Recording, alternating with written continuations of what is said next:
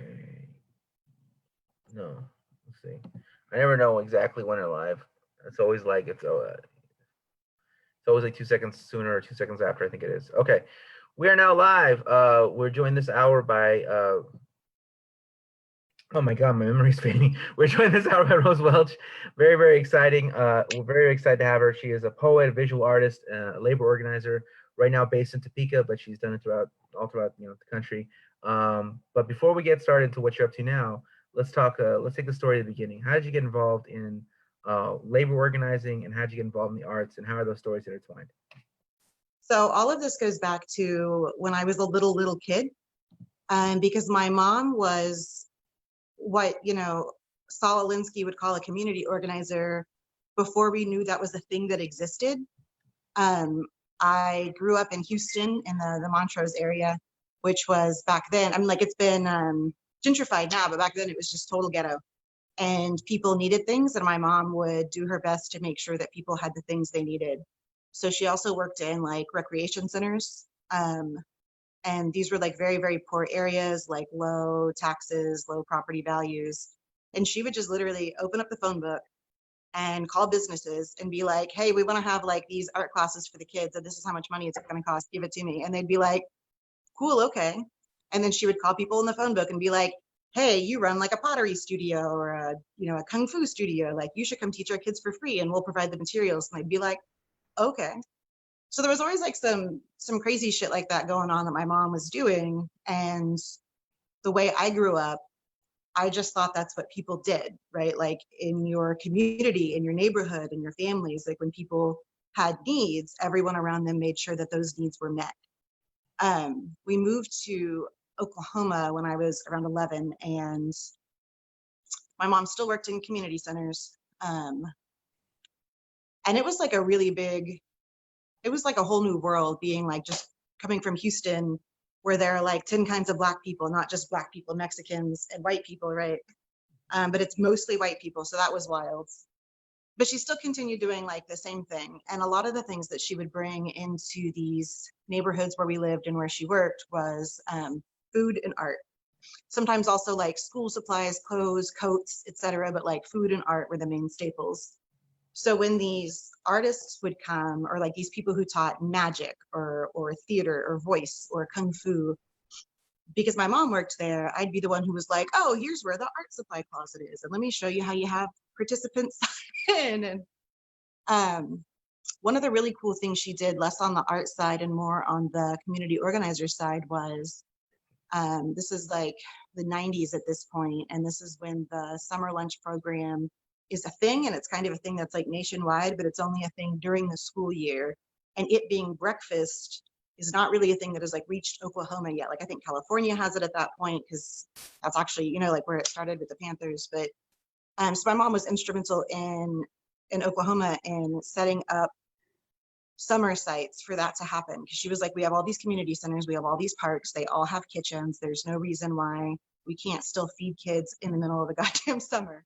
So anyway, that's how I grew up. By the time I was 16, I was working, I was volunteering in houseless shelters and with educational nonprofits.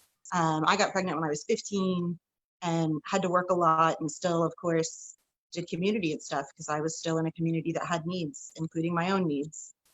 So I did that for a really long time. And I'll tell you, like, until Barack Obama ran for president, I had never heard the words community organizer. Like, I didn't know that was a thing. And when they said like that's what he was, I was like, what the fuck is that? So I Googled this shit, right? And this dude got paid for that shit. And I was like, people get paid for like, it was wild. So at this point, I lived in rural Oklahoma, and I ran 2 nonprofit organizations in addition to just like working like a human being to pay my rent. And one of them was called Not Your Mama's Alternative Art. And the goal of that organization was to just do all the weird art shit that Oklahoma didn't have, or that rural Oklahoma didn't have. And it was everything from not weird like slam poetry nights to like the super weird, like we're gonna bring in a belly dancer and we're gonna sketch her and we're gonna drink and have a good time, and we're gonna put poems in bottles and leave them all around the city for people to find, right? Just some truly cool weird shit. And then we had another program that we called Ballast Art. And we sort of made the one pay for the other because some of our alternative art events, like the drink and draws, like you pay $5 cover to get in. And then we would turn around and use that money for the programs for the kids. And we would do stuff like have summer series for girls age 11 to 14, where they came and learned how to make self-portraits, which is a particularly difficult kind of art. And really, like, it's just the math involved. And once you get the math, it's easy to do. But you have to get the math. And so during these courses, we would talk about all the things that you can't talk about in rural Oklahoma, like relationship violence and sex ed and like abortion and sex safety. And so we'd tell parents, yeah, we're going to have this free art class and we're going to talk about like self-esteem and issues that teenage girls face. They'd be like, yeah, we'll bring our kids. And then we talk about sex. And, you know, I mean, I don't know, all those things you can't fucking talk about in rural Oklahoma. Yeah. So it's kind of like a trick. So what I'm so let's talk a little about some of these programs you put together. So when you put one together for girls between the ages of 11 14, why did you choose those ages? Because 11 to 14 is when girls in Oklahoma start cutting and self-harming and begin becoming sexually active, which is like the next step to like getting knocked up at age 14 or 15, or, you know, and getting into really bad places. In Oklahoma, 40% of the girls who get pregnant at age 15 were impregnated by a guy between the ages of like 21 and 32. So they're in a really vulnerable place, this 11 to 14 age bracket. And we were like, we have to get in there and do something because this shit's an emergency. Yeah. No, that's a really terrible statistic. I mean, like, yeah, that's horrible. I don't have a follow-up question. That's a statement. It's horrible, but Yes. yeah. I guess my follow-up question would be like, okay, so like you weren't just like designing programs willy-nilly. You were studying like issues and then designing programs to address Yes. those issues. Yeah.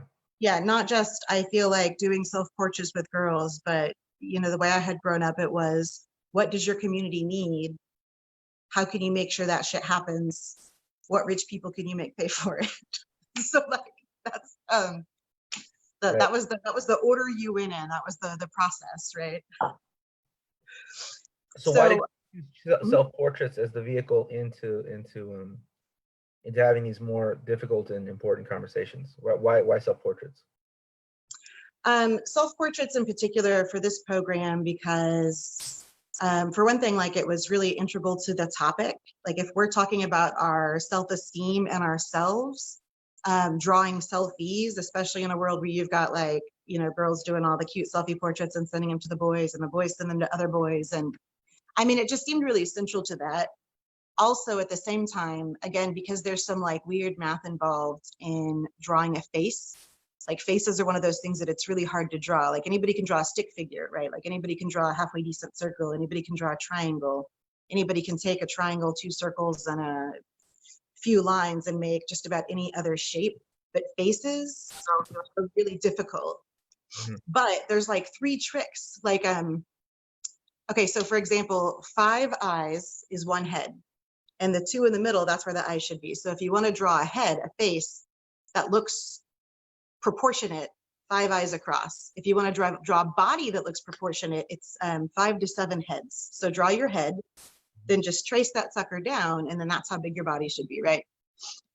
So by the time girls are like 11 to 14, they've probably tried drawing people and families and themselves like 1,000,000 times. And there has probably been no point at which they have correctly drawn a face. Maybe they've gotten hands right 1 out of 4 times. So like, trying to do this thing over and over again, and it always sucks, like, that doesn't feel very good. And then maybe you learn some cool tips and tricks, and all of a sudden, like, you can do this thing, and this thing on the paper is you, and it's representative. And also, again, it's very topical. We're drawing selfies, and that means we talk about all the things surrounding selfies in our current sort of culture. Yeah. So that was like one of my favorite programs. I mean, we did a lot of different things over the years, but that was one of my favorites. So what about this putting poems in a bottle and spraying them around town? So we used to do all kinds of weird shit. So that one we called Planting Poetry, which is like a really trite name. But people would write poems, or we would just get some off the internet, or sometimes we would get headlines. Like I remember like one particular point I was really angry, and so I just made a list of names of like Black people who'd been shot by the cops, and we would put them in generally alcohol bottles. And so I would just be like, hey, when you're done with your booze, give me the bottle. And I was also bartending at the time, so that made it easier. And then we put a label on it with like the website, and it would say like, what was it, like, take me, open me, read me. It would say read me in big letters, like sort of Alice in Wonderland themes. And we would leave them places, like in the area at Walmart where it was clear all the workers would go to smoke. We'd leave them on playground equipment. We'd leave them outside of bars. We'd leave them on patios. And sometimes when people would find them, they would go to the website and be like, hey, I found this one. We'd leave them on library shelves. We'd leave them in like the little mini libraries, you know, they'll have on the side of the road sometimes where people can just, like the free little libraries. And you know, the point was for somebody to just pick it up and read it. And maybe it's a poem about suicide, or maybe it's a list of names, or maybe it's just some really cute, sweet shit about how great love is. Like just bits of weirdness, just some art to connect people in a place that was just really as devoid of art as the desert is devoid of water. Wow. Yeah. That's just, yeah. So like, okay, so what? Tell us about your own like artistic output, your own artistic journey. I mean, it's great information about how you became like organizing, but like where did you? So when I was growing up, I did a little bit of everything, like whatever instructors my mom would have come in to do whatever, I would be in there doing whatever the things are. Maybe we're making things out of plaster of Paris. Maybe we're pouring ceramics. Maybe we're sketching. So I grew up, I think, pretty art involved. For my own self, I did not think of myself as any kind of an artist, much less a poet, until I was in college. And I didn't start college until I was 26. I didn't graduate for that matter. And this is actually a shameful story how I became a poet. So I was in college and I was going to go to law school, and I figured I would go to college and then I would figure out how to save the world, and then I would go to law school and I would use that law degree to save the world. That's how that was going to happen, right? Yeah. That's not how that happened, like spoiler alerts. So I get there and I'm trying to figure out what I need to do in my undergrad to get the most possible money going into law school, because I'm broke as shit. Everybody's broke as shit. Capitalism's terrible. And it turns out that law schools don't really give a shit like what your undergrad is in. What they care about is that you have a really high GPA and that you can do really well on the LSATs. So I figured out what majors do the best on the LSATs. And in the top 10, there's only 3 that aren't hard sciences. One of them is economics, one is philosophy, and one is English. I love the study of economics, clearly, but I didn't think that my school was gonna wanna talk about the kind of economics I wanted to talk about. Yeah. And we didn't offer a degree in philosophy, and so English it was. And I was like, cool, I love to read, this will be great. So in the English department, there were 2 tracks. One was creative writing and the other was like literature reading and critique. So while I love reading, it turns out what I don't love is sitting in a classroom with like 12, 18-year-olds in pajamas who didn't do the reading and talking about why the curtains are fucking blue. Man, sometimes they're just blue and the author just told you they were blue so you could picture it in your head. Right, I don't, right. like, not necessarily into that. So I had a creative writing class upcoming because no matter which track you took, you had to take some classes from the other, whatever. I was terrified. So I was in my advisor's office, Dr. Godsafe, and I was like, listen, I'm a terrible writer. Like I can write fairly well, like explaining something to somebody. Creative writing, like I can't do that. Like I'm the worst. And I really need to have a good GPA. Like I don't know what I'm gonna do. And what I'm trying to do, Matt, is like schmooze this guy into giving me a good grade, even though I'm a terrible writer. And he keeps trying to reassure me that that's not gonna be necessary. And he keeps saying it in all these like vague ways, like, well, you know, like art is really subjective. So I'm sure that your grades will be based on like effort and da-da-da. And finally I get what he's saying. And I was like, dude, are you telling me that as long as like I meet the word count and the rhyme scheme that I get 100% even if it sucks? And he was like, well, we don't like to say it that way, but yeah. And so I literally left his office so fast and went down to the registry office and declared my major as a creative writer. It's like, this is the best thing. I suck at writing, but it's not going to matter because I'll just type the right number It's of words. subjective. Yeah. Right. So part of the degree program was submitting your work various places because they want to make sure that by the time you're out with your bachelor's or whatever, you at least kind of have some idea how the publishing world works, which from what I hear is actually pretty good compared to some other programs out there that are just like, we're going to teach you how to write and then fuck off. Go get an MFA if you want to learn how publishing works. Yeah. So I submitted my poems all kinds of places, and for the first, I don't know, like 8 or 9 months, every single thing was accepted everywhere. Oh, wow. I don't think anything about this, right? Because mostly like this is some undergrad shit. I'm mostly submitting to undergrad journals, NBD. And my friend Philip, who was actually teaching in the department, congratulated me at one point about being like a finalist for this like regional poetry award, the John G. Morris Poetry Prize. Sounds very fancy. And I was like, oh yeah, it's no big deal. This doesn't matter. And he was like, what? And I was like, yeah, this is just some undergrad shit. I'm sure everyone's accepted for all these things. And he was like, no, no, wait, let me explain. And then he did explain. And it turned out that not everyone gets accepted for all the things. You actually have to have some shit to say that people want to read, right? Yeah. And then I was really scared and couldn't submit anything anywhere for another 6 months. Because I was like, oh shit, what is this?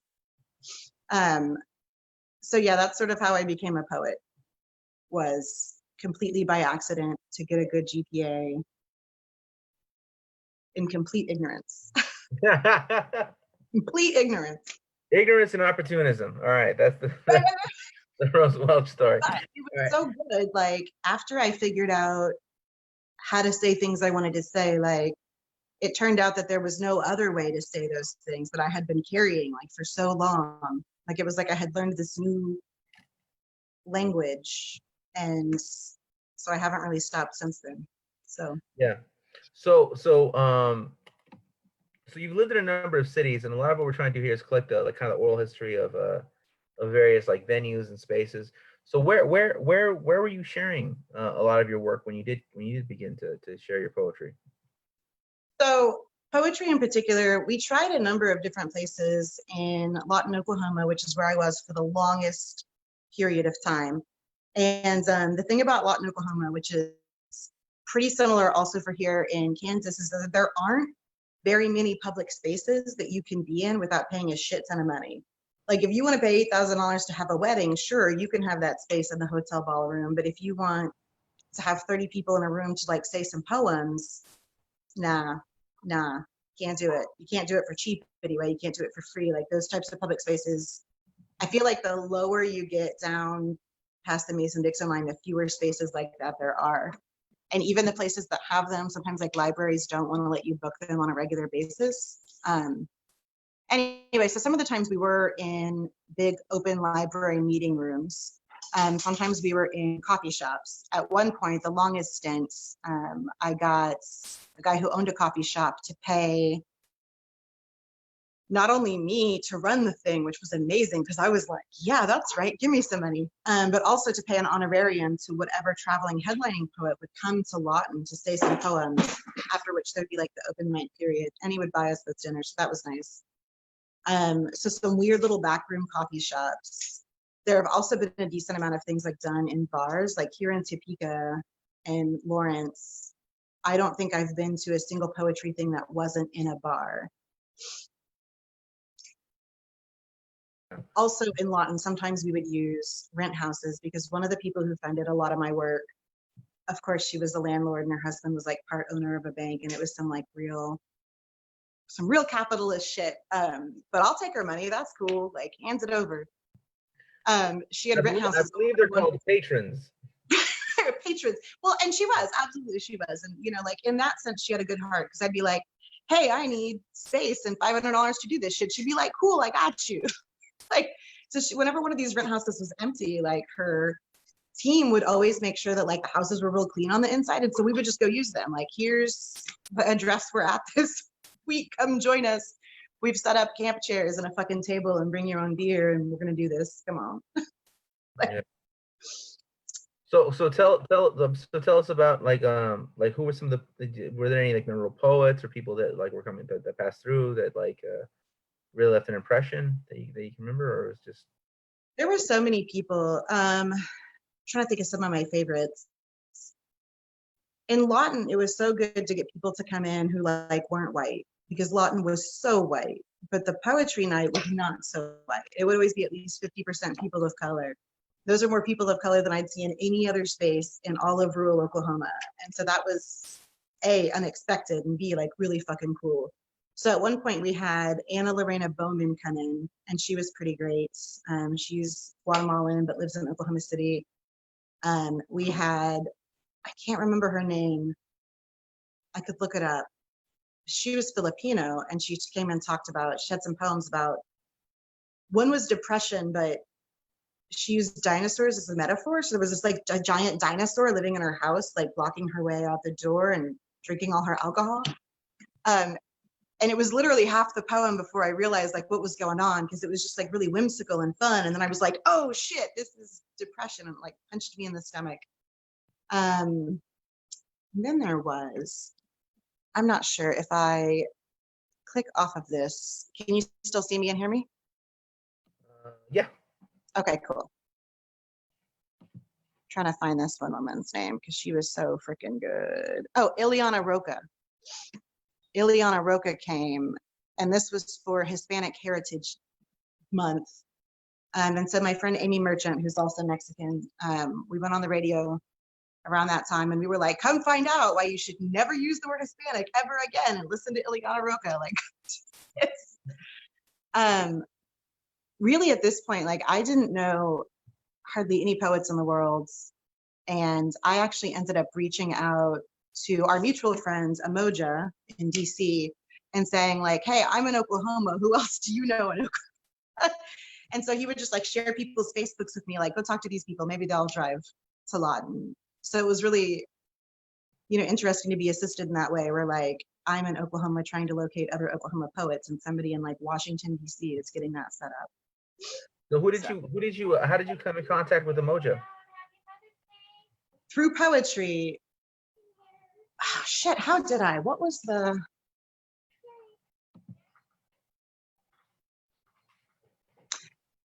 I know it was through poetry and probably the Red Dirt Poetry Slam series, which used to be a thing in Oklahoma City. And a lot of my friends were part of that. And I think Amoja either traveled with them at some point. Maybe they all went to the same Poetry Slam series. Maybe he even came to Oklahoma. I've never seen Amoja in Oklahoma. I've only ever seen him in Baltimore and DC, which is odd in its own way. And actually through Amoja is how I know you.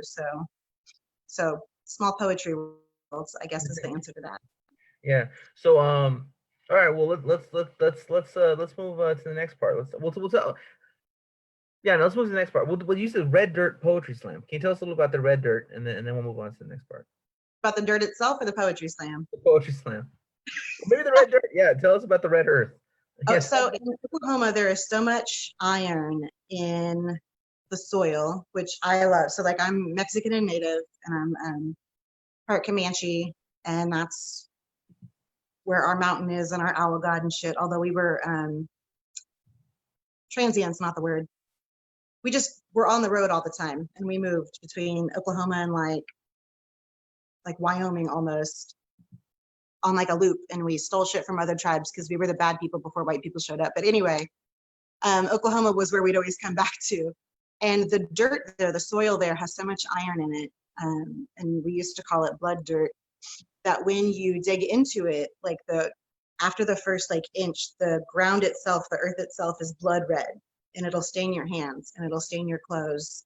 You can make dishes out of it, or just about anything, just by like molding it out of this dirt and leaving it in the sun.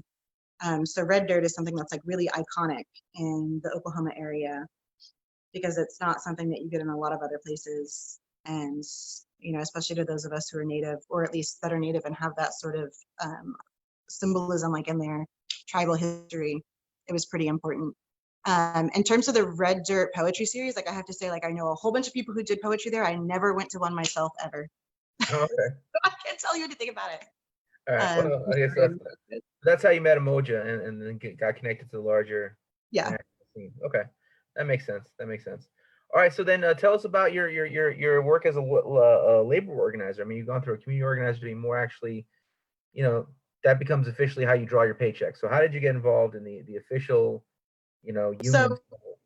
after Donald Trump was elected, funding for my work in rural Oklahoma began to dry up. It was never great in the first place, but there's a difference between a trickle and a dusty ass pump, right? Also, I was bartending for a long time, and there's fairly okay money in that considering, but like it used to be that like when people would start to say ugly shit at my bar, I'd be like, we don't talk about politics in here unless it's football, so just like shut the fuck up. Or I could literally just kick people out of my bar and tell them to shut the fuck up, right? Like this is fine. But people got uglier after Trump was elected, and Oklahoma's not. Oklahoma's already ugly as fuck in the first place. So I was doing less work. The work I was doing was less effective, and my everyday life was even shittier than before. And a friend of mine, who's like maybe the only other communist in Lawton, Oklahoma, who used to be a labor organizer when he was younger, he was like, "Why don't you just like stop with this shit and go be a labor organizer?" And I started laughing at him, right? Because like I had done so much, like reading and read so many books. And to me, labor organizers were like these like heroic Dolores Huerta figures, right? Like they weren't like real people like me or Eric. Even when I knew there were real people, like just growing up the way I had grown up, even as lucky as I was in terms of being surrounded by people who made it very clear that I was a person who mattered, like the idea that a young woman who is completely uneducated, a single mom, etc., could do some shit, some heroic shit, right? I don't know. It just seemed funny. Like I thought he was joking, and he was like, "No, like I'm not joking. That's the real thing." And I was like, "Oh, well, I don't have a degree in that. Like I don't have a degree in anything. I don't have a high school diploma, dude. Like don't hire me for serious shit." And he just started laughing at me. So now it was his turn to laugh because he was like, "Are you serious? Like you've been organizing for like your whole life. Like they will hire you." And I started looking for organizing jobs and discovered that this was like a real, actual job that like literally doesn't have enough people. There are always organizing jobs open. So first I started applying for organizer and training positions. And so that's sort of like the opening step. And we get people who are like just out of college or have just really like come into labor organizing, and they end up doing it for 2 or 3 years max. And then they go on to whatever the rest of their life is going to be. And that's sort of what these OIT programs are designed for. And then like you get to keep the people who are super into it. And also lots of them are really shitty, and it's just a way to like burn and churn people to do like the ground level work of whatever your campaign is. I'm not into that, but that's neither here nor there. So I got a shit ton of interviews. They all went really well. I would get second interviews. I'd be flown places, and then I'd get nothing. I would not even hear back. Sometimes I'd get like, "Oh, we've selected someone else. Thanks." More often I'd hear nothing. Yeah. And then finally I got a call from someone that I'd interviewed from and had been like declined a position. And it was one of my like top choice unions. And they said, "Listen, like you're really overqualified for this OIT position that you applied for. Would you consider applying for just like an organizer position?" And I was like, sure, okay. So I started applying for organizing positions after that. And that's when I finally got some offers. And I had originally intended to move to a coast, preferably one with a beach you could be on. And I'd had an offer in Oakland, and I really, really wanted to take it. And I had an offer in LA, and that one was really up there too. And I had an offer in Topeka, Kansas, and that's the one I took, which still to me to this day, where I'm like, wow, well, why am I not in these great, vibrant cities? And then I'm like, nah, this was the right choice. Like, this is where I should be. Yeah. So I'm kind of curious. You talked about as a bartender, there was a kind of uptick in like in shittiness. So like, how did you sense that uptick? What was the how would you quantify that? So say somebody walks in the bar and there's people talking about the football game or some shit they heard on the news or whatever, and they're going to be racist and ugly because they're racist, ugly people, right? But I can tell them like, no, I'm not going to talk about that. Shut the fuck up. And they'll shut the fuck up. The difference after Trump was elected was they wouldn't shut the fuck up. Maybe they'd be like, oh, sorry, Rose, And then they would come back to it like a dog that like could not stop worrying that bone. over time, it was like, nah, we're going to talk about whatever the fuck we want. Shut up, which is not how you talk to the person who's serving your drinks, or at least it's not wise. Yeah. But, you know, like, that's not some shit I really want to deal with every 5 seconds, is like telling these people to literally stop disrespecting me, like, right in front of me. Like, because if you want to talk about, like, queer brown people from the border, like, buddy, like, you're literally, like, I'm right here. I'm right here in front of you. I have your drink. I have your credit card. What's up? Yeah. So yeah, no, it was like people felt like they had more license to be ugly, and they felt freer to be shittier to people right in front of them, and like maybe they would have had the good sense to be slightly more ashamed prior to that. Although, to be fair, like, I don't think that people got uglier after Trump was elected. I think people just felt freer to say that shit more openly. Like, these weren't people who really respected me in the first place. They were just more willing to show a modicum of faking it before that, Yeah. if that makes sense.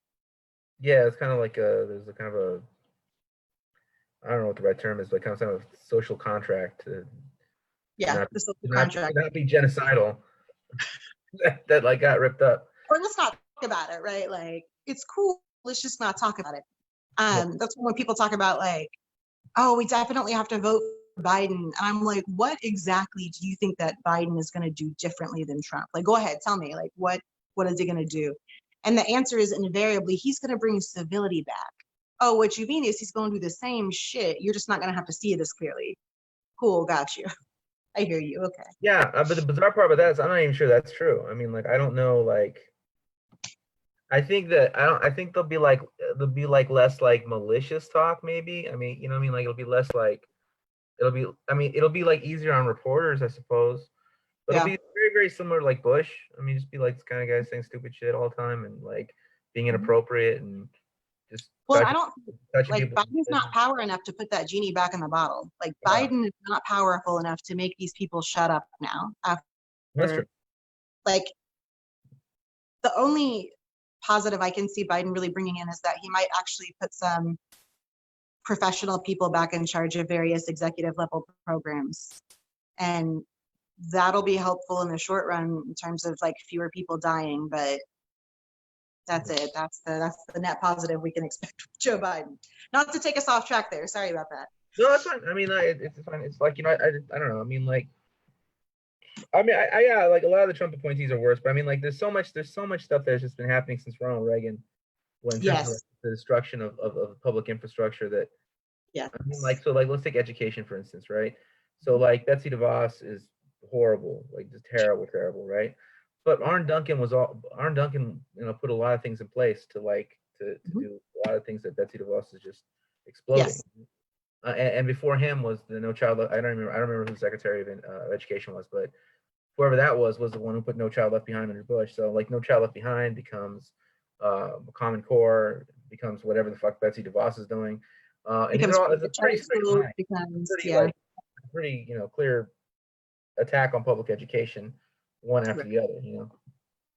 And not just public education, right? Like, I'm not sure if you know this, but specifically, I'm a public sector labor organizer. So not just, or not even really, like, if you're a for-profit company and you have for-profit workers on the NLRB side, that's not where I'm at. That's a super cool, hella powerful place to be. But if you are a K-12 school teacher, if you are a janitor in the state house, if you are a road worker, if you are a social worker who's like going out to houses and trying to figure out what the kids need, if you are a graduate worker at a university, like specifically I do public sector work. So that's straight up the necessary services and infrastructure of our country that have been decimated since Reagan. I mean, decimated, both in terms of tax cuts to the rich so there's less money available, but also like in really sneaky subversive ways, like taking the humanity away from public work, introducing privatized prisons and privatized fucking everything. Like, it's a hot mess out there in terms of the public sector, in terms of the infrastructure that keeps everything we care about going. So what are some of the biggest challenges right now? I mean, well, obviously the biggest challenge is COVID. So let's pre-COVID, just in this general period of time, right? Before this happened, I'm sure there's gonna be this changes everything. I'm sure it's gonna like change Yeah. all kinds of things. But before this, what was the previous like biggest challenge to organizing labor in this time period? Previous to COVID,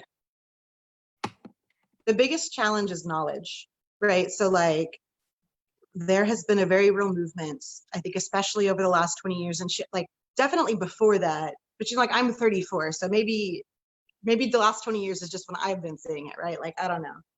To separate people away from the mechanisms of power, right? Like if here's a lever that people together can step on, like we're just going to make sure that you're 50 miles away from it. You don't know where it is. You don't know what it looks like. You don't know it exists.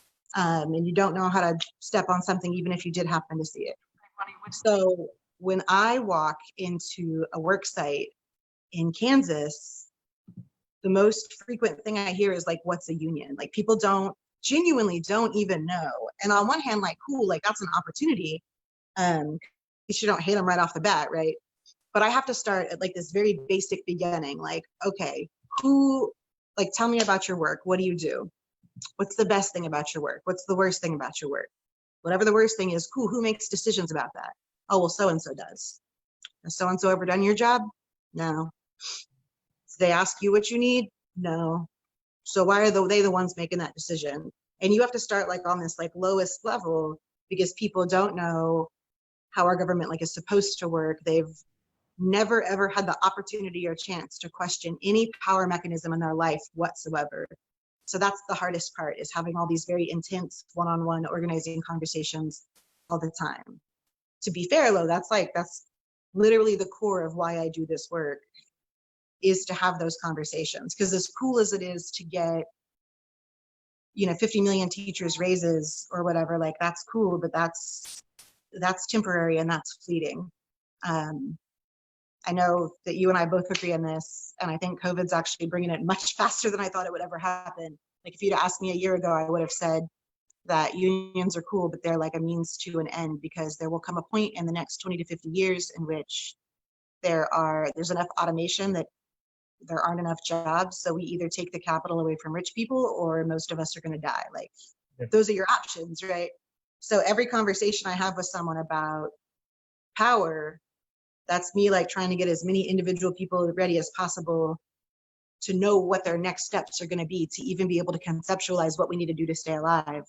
And every time we build a union, we're just getting people into an existing structure so that when shit comes down the pike, we're already in an organized structure and we can just pivot from like fighting a boss to like building guillotines, right?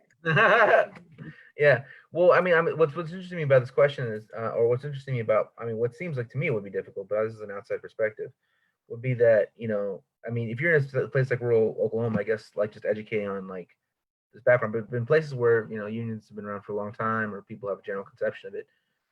I mean, even the Fight for 15, I remember the CEO of Carl's Jr. at Hardee's, he said, well, I'll just bring in automation. I'll just bring in like, Right. self checkouts and cashier, like these automated cashiers. And so that was kind of, that threat seems to hang over, most labor. The idea that like, yeah, we can, there may be 20 of you, and maybe we'll need 5 of you, but like 15 of you will be replaced by technology if we have to pay you more. So that is probably the biggest issue in private sector labor. But in public sector labor, almost all of my workers are doing things that currently would be very difficult to automate. And they're trying their best, right? Like universities are trying to go online as much as they can. Prisons are trying to have like these completely automated systems where you need 10 people to run a facility with like 10,000 people. Like just there's like some truly wild plans out there. And if you're not repairing roads or bridges, then it doesn't matter if you have road workers. If you're stuffing 100 kids in a classroom because your only goal is to teach them to sit down and shut the fuck up and not think, then you only need one teacher. So in terms of like having less employment, that's definitely a thing. But in terms of it being automated, like that's less of, I think, a concern in the public sector where I work.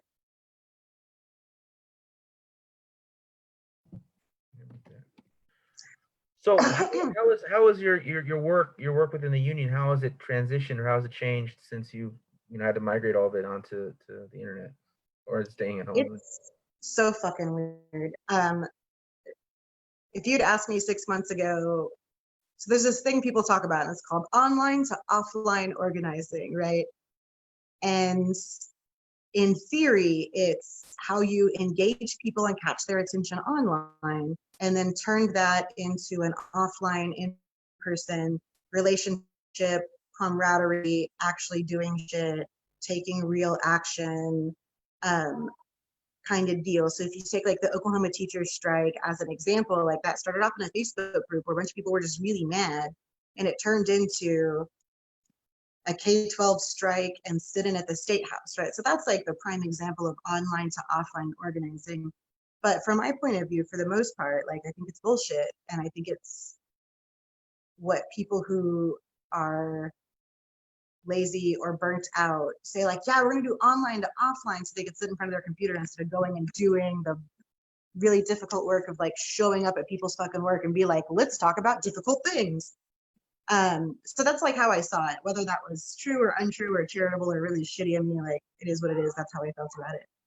So now we're in a position where like we're trying to organize online, which is a thing I was like, that's not even a real thing 6 months ago, and now it's all we have left. But even though I don't think it's as effective as in-person organizing and never will be or could be, like there's some interesting like things here that I had not been in a position to consider before. Like it just couldn't see it in my horizon. That's not where I was at. So we're doing a lot of things like now, like instead of having like union night at the bar and we're all gonna go to the bar and talk about some stuff, we're having like a crazy number of Zooms, like Zoom trivia night and Zoom mental health and, Zoom social. Like, let's just go talk about our lives and like find a way to connect with people. Like, let's have a Facebook group and let's like go talk about all the shitty things that we can never say in the newsletter at the general meeting because we're in these very different kinds of public spaces where like the bosses can hear us. So there's been some interesting opportunities to be like in these spaces that like we know the boss isn't there because we admitted each every one of you individually. So what about this concept of like one big union? How do you see Zoom as making that kind of opening the possibility to that wobbly dream that might not have absolutely not. Zoom is not the road to So one big Zooming union. is exhausting. Like Zooming is like mentally and psychologically speaking, like it's so much more difficult to do than talking to someone in person because your brain is trying to do a thing that it can't do. It's trying to analyze your body language. It's trying to pay attention to volume. It's trying to pay attention to tone. It's trying to look you in the eyes. And even though I can see you on the screen, you're also trying to watch and make sure that your own gestures are appropriate. There's not enough detail to really see the things. I don't know if the voice I'm hearing is really what you are saying because we're not in close enough proximity, and your brain knows all that. So it's trying to gather data that isn't there. And that's a big chunk of what your brain is doing when we're having this conversation. You're also trying to make sure that you don't sound like an idiot. You're also probably really aware that like this could be recorded or is being streamed in a way that maybe it wasn't before. And it's some new ass technology. So Zooms are fucking exhausting. It is so much more difficult to talk on a Zoom than it is sitting in someone's office. Also, as shitty and manipulative as this sounds, if I knock on your office door and then poke my head in, and then I come sit down even before you've invited me, and I like lean close to you, and I'm talking about the things, and I'm like looking close in your face, like there are specific like reactions that you're gonna have to those things that I know how to use to take people, because we all like live in this world where we're being constantly inundated with sales pitches. So we're all automatically in a no mindset, like, no, I don't want that. No, I don't want to talk to you. No, I don't want to do this. And as an organizer, you have to be able to overcome those initial objections because people are objecting to sales, but that's not what the fuck you're there for. You're not there for sales. You're there for solidarity. And how to overcome those objections, those like purely psychological the physical distance and space between you and me to have these conversations. Like, how do you overcome that on Zoom? Like, I don't fucking know. Yeah. Man, if I can sit at your desk or walk with you down your hallway at work, cool, we got this. But in Zoom, like, maybe there are answers for this. I just don't know them yet. Like, Have you done any like poetry shows or anything like that on Zoom? I haven't. I was gonna watch Emoja's poetry thing just last week, and then I didn't get to do it.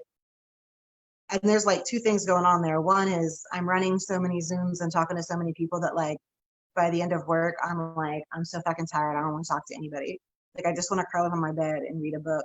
And I don't even want to read about some real shit. Like, I want to go read some like Harry Potter white people shit. Like, just something really easy where everything is going to be okay.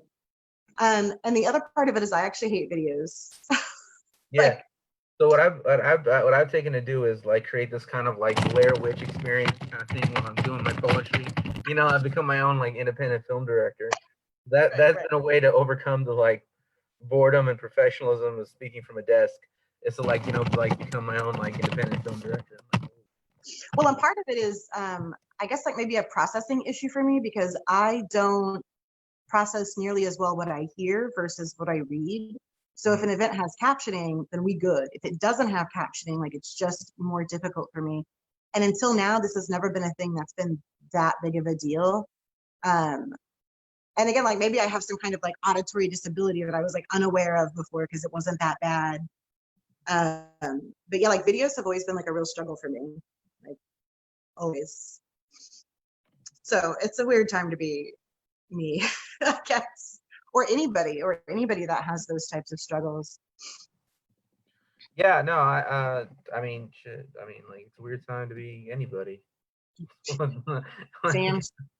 It's a weird time to be anybody. I mean, I've been doing these things back to back to back to back to back to back to back because I've seen, I and don't I, know. Yeah, I don't know what to do. So like I'm kind of I try to like you know I don't know. My whole thing is just to be productive, and so like always be productive, always produce. So well, and the cool thing about it is, right, that like nobody knows what the fuck they're doing right now. So you're catching people, I think, at this like weird moment in history in which people haven't figured out how to present their best selves or say their best thing. Like when I was thinking about this, I was like, how do you prepare for this? Like it's not like a regular interview. Everything is different right now. So like, I don't know. I think you're doing this series at a time when like you're just going to catch people being way more real and genuine than they might otherwise be. And I don't even mean like in a shitty way, like people are like trying to be fake assholes, but just in a people are used to preparing for things, and if you know how something's going to go, you're mentally prepared for that. And like no one's prepared for shit right now. So I don't know. I think it's an interesting time to capture some realness in ways that we wouldn't ordinarily be able to do. So I really love that you're doing this series. Like I think that's fucking great.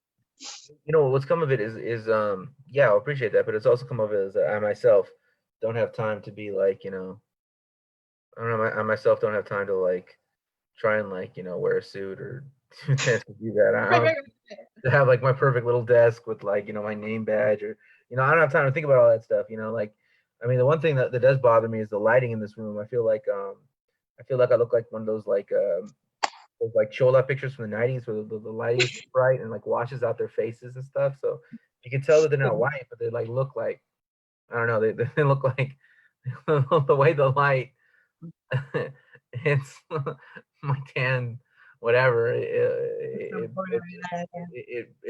bounces bright like yeah no all I need is like little sparkles in the background look like the chola pictures from the 90s. So but yeah. See, I whatever. got you. I feel you.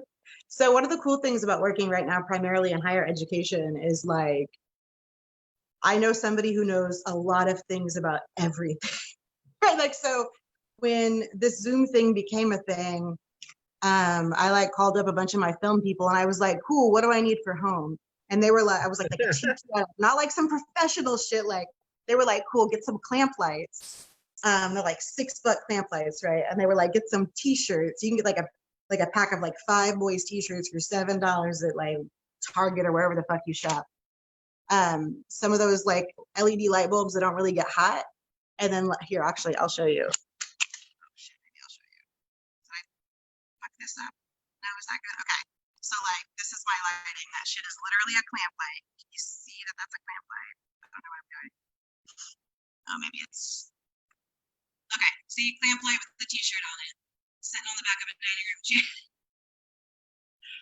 And for like $15 on online, you can order like one of those like back frames, and it'll like I just have like I literally threw a white sheet up there for the first month of this shit before I could get a green screen in.